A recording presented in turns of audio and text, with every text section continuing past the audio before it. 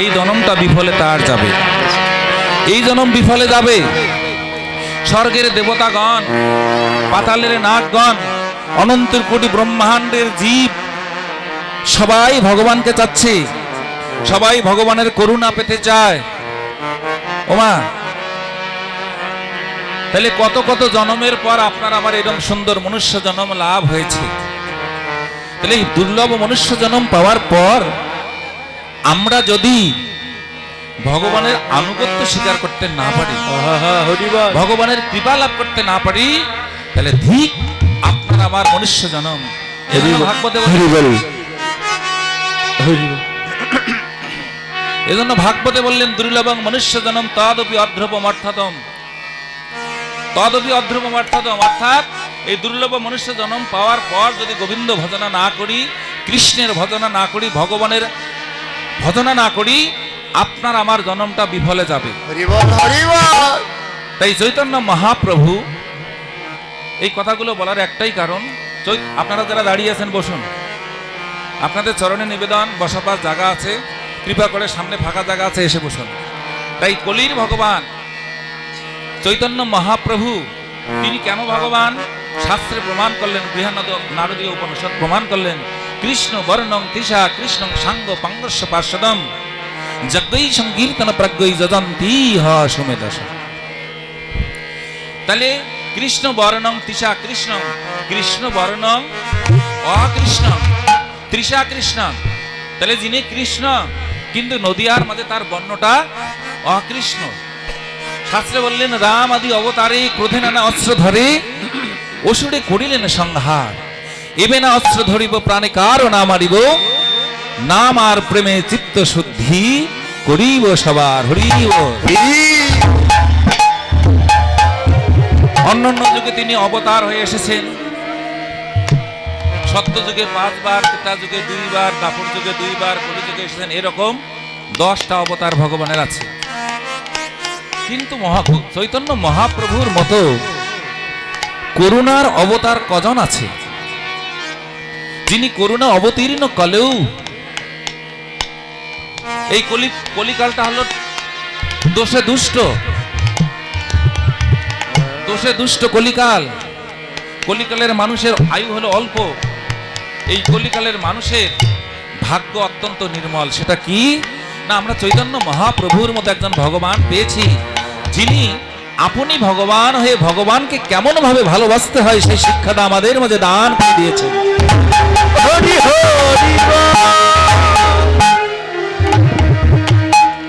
তাহলে চৈতন্য মহাপ্রভু তিনি আলোচনা করলেন, তিনি জগতে বিস্তার করলেন যে পারিবে না কলির জীব যাগযজ্ঞ করে তপস্যা করে আমায় লাভ করতে। যাগযজ্ঞ করে পাওয়া যাবে? ভাগবত বললেন কৃতি অধ্যায়তে বিষ্ণু। একটু আলোচনা করে তারপর আমি মূল আলোচনায় যাব। তাহলে ভাগবত বললেন কৃতি অধ্যায়তে বিষ্ণু, অর্থাৎ সত্য যুগের হলো আরাধনা। কৃতি অধ্যায়তে মানে আরাধনায় বিষ্ণু, বিষ্ণু আরাধনা হলো সত্য যুগে। ত্রেতায় রাম রজত মখই, ত্রেতায় হলো যজ্ঞ, মখই মানে যজ্ঞ। তাহলে ত্রেতায় যজ্ঞ, দাপরে পরিচর্যা। দাপর যুগে কি না, দাপর যুগে পূজা অর্চনার মধ্য দিয়ে আমরা ভগবানকে লাভ করেছিলাম, কি বাবা, তাই না? আর এই ভাগবতেই বললেন, শ্লোকে বললেন কলেও তা ধরি কীর্তনাথ। এই 3 যুগে যাগযজ্ঞ করে, যজ্ঞ করে, আরাধনা করে এবং পূজা অর্চনা করে যে ফল লাভ হতো, কলিযুগের মানুষ বড় ধন্য। শুধুমাত্র একবার শ্রী হরির নাম শ্রবণ এবং কীর্তনের মধ্যে সমস্ত পাপ বিনাশ হয়ে পাপ মুক্ত কৃষ্ণলোকে মহিয়া। তাই তিনি কলিযুগের মানুষের জন্য সমস্ত গ্রন্থ, যে এই কলিযুগের মানুষ অধ্যয়নের অত হবে না, তাদের না থাকবে, তাদের চিত্তটা চঞ্চল। এই যে চিত্ত চঞ্চল, দেখুন চিত্ত কত বড় চঞ্চল। ক্ষণকাল এসেছে ভগবানের আসরে, একটু মৌনতা, ওই যে হাসতেছে, দাঁত কালা কালা হাসতেছে, কথা বলছে।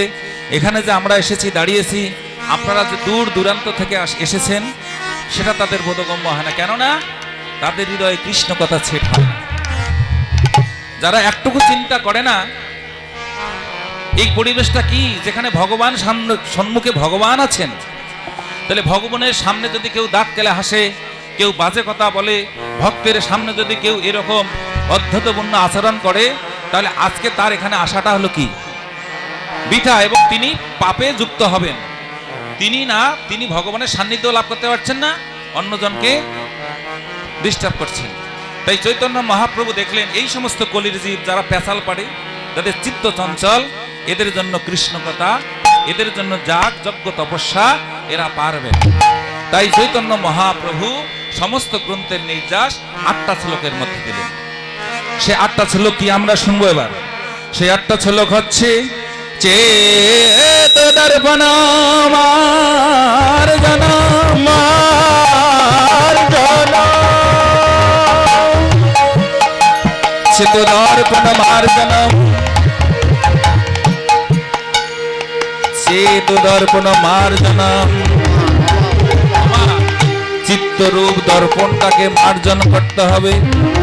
শ্রেয় কৈরব চন্দ্রিকা বিতারণা, চেত দর্পণ মার্জনম শ্রেয় কৈরব চন্দ্রিকা বিতারণম, বিদ্যাবোধ জীবনম আনন্দম পুরীবর্ধনম, পুতিপদম পূর্ণম নিতয়াসদম, সর্বত্ম স্নাপনম পরম বিজয়তে কৃষ্ণ সংকীর্তনম।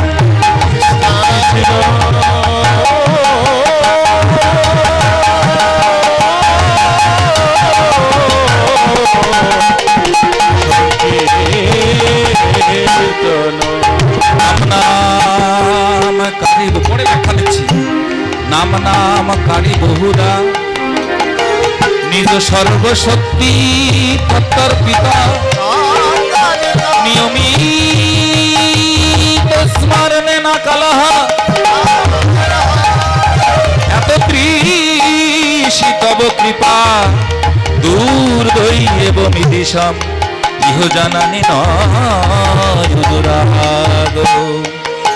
তৃণদপি শুনেছিল তররপি সহিষ্ণু না, অমানীন মানদেন কীর্তনীয় সদা হরি।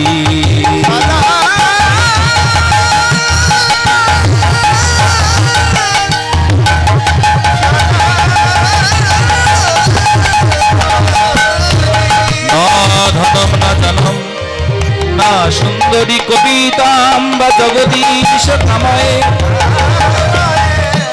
মম জন্মানি জন্ম নিঃসারে ভবতা ভক্তি ওহিতু ওই নন্দ তনুজ কিঙ্কর, কিঙ্কর মানে চাকর দাস, ওই নন্দ তনুজ কিঙ্কর পতিতামাম বিষমে ভবম বুধৌ,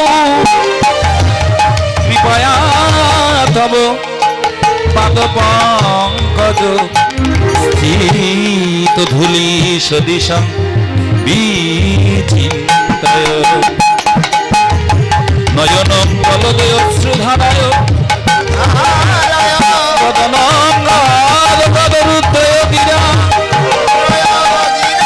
পুলকৈ নিচিতাং বপু, কথা নাম গ্রহণে ভবিষ্যতি, যুগায়িতাম নিমেষেন চক্ষুষা প্রবিশয়িতা, শূন্যায়িতাম জগৎ সর্বং গোবিন্দ বিরহে মোহে।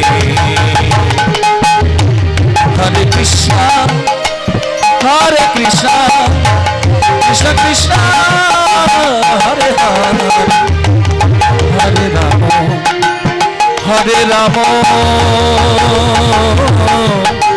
রাম রাম হরে হরে। সবাই সবাই হরে কৃষ্ণ হরে কৃষ্ণ কৃষ্ণ কৃষ্ণ হরে হরে, হরি বল সবাই একটু হরে রাম রাম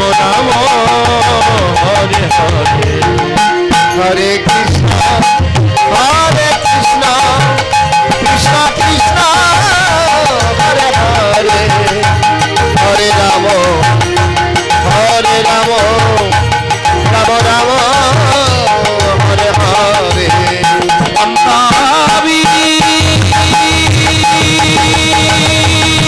সীতা শূন্য